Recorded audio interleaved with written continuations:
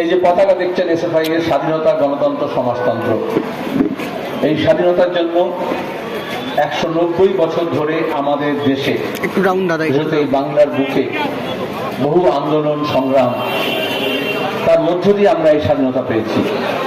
তার জন্য অনেকেই ফাঁসির মঞ্চে জয়গান গিয়েছে জীবনের, অনেক জেল যন্ত্রণা সহ্য করেছে। হেন গ্রাম নেই, হেন জেলা নেই যেখানে ব্রিটিশের শাসন, শোষকের বাহিনী। আজকে আমাদের দেশে যারা দেশ শাসন করছেন তারা আমাদের এই স্বাধীনতা সংগ্রামের উত্তরাধিকার স্বীকার করেন না।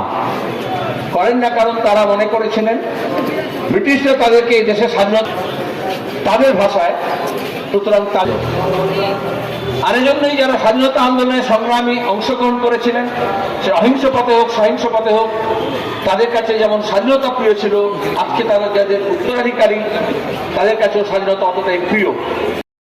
আমরা বললাম যে আমরা বিজ্ঞান সাধনার অগ্রগতি, অ্যাস্ট্রোফিজিক্স, ফিজিক্সের নানান ধারা, কেমিস্ট্রির নানান ধারা, এইসব নিয়ে গবেষণা করব। বিজেপির সরকার বলবে ওসব করা যাবে না।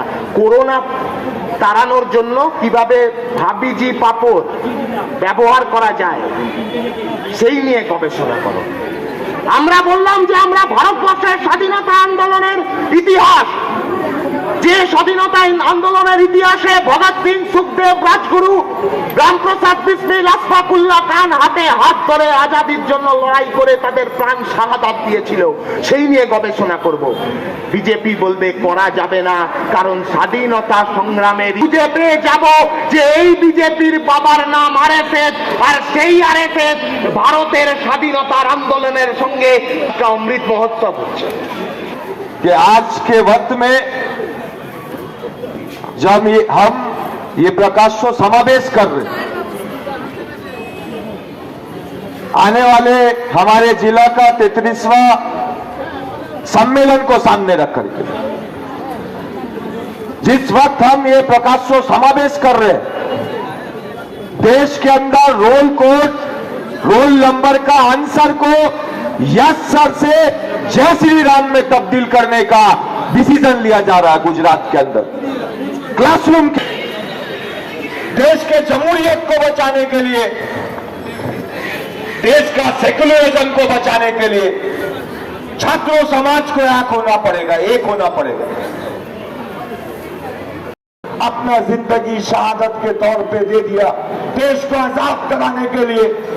आज मिड डे मील का अवस्था क्या है अगर आप देखेंगे तो बहुत सारी बातें होती है। 2011 से पहले जो हुकूमत थी, वामफ्रंट की हुकूमत, वामपंथियों की हुकूमत, उसने क्या किया था, आज गर्व से कहना चाहेंगे इस मन से कि 2011 আমরা জানি গতকাল ছিল রোহিত ভেমুলার শাহাদাত দিবস। যখন রোহিত ভেমুলার খুন হলো হায়দ্রাবাদ সেন্ট্রাল ইউনিভার্সিটির ক্যাম্পাসে, যখন রোহিত ভেমুলাকে বাধ্য করা হলো আত্মহত্যা করতে, আমরা যাকে বলি ইনস্টিটিউশনাল মার্ডার, প্রাতিষ্ঠানিক হত্যা, যখন রোহিত ভেমুলার খুন হচ্ছে তখন আমি জওহরলাল নেহরু ইউনিভার্সিটির ছাত্রী। আমাদের মনে আছে সেই খবর যখন আমাদের কাছে এলো, রোহিতের ওই ছবি, যেখানে একটা এত বড় বড় আম্বেদকরের ছবি, এক হাতে আম্বেদকরের ছবি আর এক হাতে জিনিসপত্র নিয়ে হোস্টেল থেকে তাড়িয়ে দিয়েছে। হোস্টেলের বাইরে ক্যাম্পাসের মধ্যে ওরা একটা বেলিপাড়া বলে জায়গা বানিয়েছিল, সেখানে যারা বহিষ্কৃত ছাত্ররা তারা ওদের মতো করে থাকতো। ওই বহিষ্কৃত যে ছাত্র ছিল তারা প্রত্যেকে পিছিয়ে পড়া পরিবারের মানুষ। রোহিতের মা সেলাই করে বাড়ি চালাতেন, ছোটবেলায় বাবা ছেড়ে চলে গেছে। রোহিত দলিত পরিবারে স্বপ্ন দেখতেন, রোহিত স্বপ্ন দেখতেন সে তার জীবনটাকে বদলে দেবে। রোহিত মৃত্যুর আগে যে চিঠি দিয়ে গেছিল সেই চিঠিতে লিখেছিল from shadows to the stars, ছায়া থেকে তারার দিকে। কিসের ছায়া, কিসের শ্যাডোজ?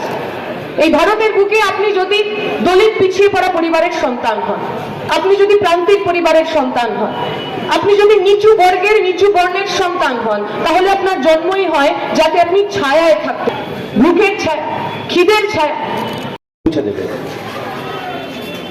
ওরা চেয়েছিল আমাদের থেকে, আমাদের ক্যাম্পাসকে কেড়ে নেবে। এই প্রজন্মের এসএফআই কর্মীদের কাছে আহ্বান করব, পাড়াতে পাড়াতে पैगाम পাঠিয়ে দিন, जब तक टाइगर मरा नहीं तब तक टाइगर हारा नहीं। আছে না, अब तक एसएफआई मरा नहीं तब तक एसएफआई हारा नहीं। एसएफआई এখন ক্যাম্পাসে ক্যাম্পাসে মরে যায়নি, আপনারা প্রমাণ করেছেন ক্যাম্পাসে ক্যাম্পাসে। আর যারা ক্যাম্পাসের মধ্যে আছেন এখনো আমাদের কথা শুনবার জন্য বসে আছেন, কান খুলে শুনে রেখে দিন। আপনার ম্যাডামকে বলুন, যদি হিম্মত থাকে এই কলেজটির ক্যাম্পাসে নির্বাচন করিয়ে দেখা, 2 ঘন্টার মধ্যে তৃণমূল ছাত্র পরিষদকে ক্যাম্পাসের মধ্যে খুঁজে পাওয়া যাবে না, তৃণমূলকে খুঁজে পাওয়া যাবে না। আর ক্যাম্পাসের নির্বাচন যদি ডিক্লিয়ার করেন, তাহলে ক্যাম্পাসের দেয়াল জুড়ে এসএফআই লিখবে টিএমসিপি মানে তেল মুড়ি চপ আর পিসিমণির ঢপ। এই ঢপের চপ বাংলার মাটিতে বেশি দিন চলবে না। কাজ চাইলে, শিক্ষা চাইলে পুলিশ দিয়ে, গুন্ডা দিয়ে আমাদের কণ্ঠস্বরকে দমন করার চেষ্টা করা হবে।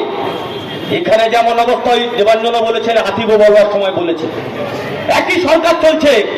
এ রাজ্যে তৃণমূল আর দিল্লিতে বিজেপি, দুটোর মধ্যে কোনো পার্থক্য নেই। দুজন দুজনকে যখন সামনাসামনি পায় খুব গালাগাল করে, কিন্তু যখন দুজন দুজনকে ফোন করে মনে মনে গান করে, হাম বানে তুম বানে দুজেকে নিয়ে, আমরা দুজন দুজনের জন্য আছি, কোনো সমস্যা নেই। কোন বাজার স্কুল বন্ধ হয়ে আছে, দেশের সরকারের মুখে কোনো কথা নেই, রাজ্য সরকারের মুখে কোনো কথা নেই। প্রতিদিন বেকারত্ব লাফিয়ে লাফিয়ে বাড়ছে, কোনো কথা নেই।